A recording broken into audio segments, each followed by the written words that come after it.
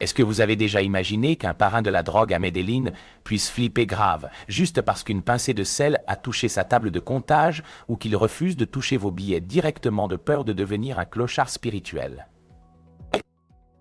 Oubliez vos tableurs Excel et vos banquiers en costume, parce qu'en Colombie, l'oseille n'est pas un chiffre sur un écran, mais une bête sauvage qu'il faut traquer, séduire et enchaîner avec des rituels qui feraient passer les films d'horreur pour des dessins animés.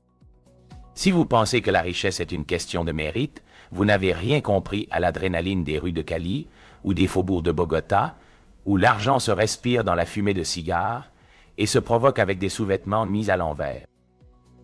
Entrez dans cette pièce sombre où l'air est lourd d'une odeur de cannelle brûlée et de ruda.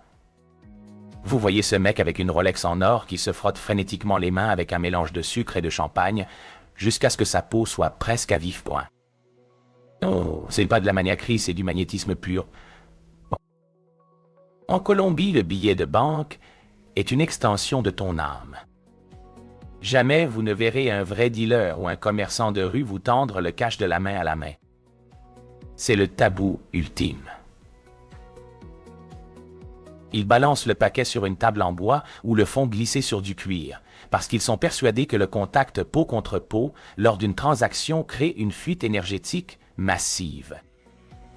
Ton voisin ne te donne pas seulement des pesos, il te refile ses poisses et aspire ta chance si tu n'y prends pas garde. Le délire devient carrément mystique quand minuit sonne au Nouvel An. Le pays entier se transforme en asile psychiatrique chromatique. Point. Des millions de personnes courent dans les rues avec des valises vides et portent des slips jaunes, fluo neufs mais portés à l'envers. Le jaune vibre à la vitesse de l'or et le mettre à l'envers, c'est le hack ultime pour embrouiller les démons de la pénurie qui ne retrouvent plus le chemin de ton portefeuille. Et regardez bien leurs poches, elles sont bourrées de lentilles crues. Pour eux, ces petites graines sont les pièces de monnaie des dieux anciens. Si tu n'as pas le bruit sec des grains qui s'entrechoquent contre tes cuisses quand tu marches l'univers, pense que tu es déjà un cadavre financier et ils ferment les vannes. L'odeur de la thune en Colombie, c'est aussi celle du sahumado. C'est une fumée toxique d'herbes amères qu'on utilise pour asphyxier les esprits de la dette. Ils verrouillent les fenêtres et transforment la maison en chambre à gaz occulte parce qu'ils disent que la pauvreté est un parasite qui s'accroche au mur et que seule la suffocation peut le faire décrocher. Si vous voyez un citron coupé en croix et recouvert de gros sel derrière un comptoir de luxe, ne faites pas les malins. C'est une éponge à jalousie. Ce fruit bouffe l'œil noir de ceux qui entrent avec l'envie de détruire ton succès, et s'il devient noir comme du charbon, c'est que le sortilège a été stoppé net.